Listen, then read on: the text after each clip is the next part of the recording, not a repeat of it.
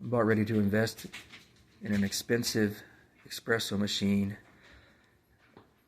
and the rumor is this water has the right minerals in it to not ruin your machine. So I'm going to test it. It should be between 50 and 150 parts per million.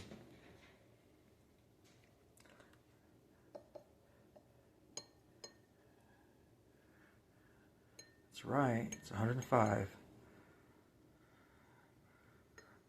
It's a crystal geyser water for your espresso machine.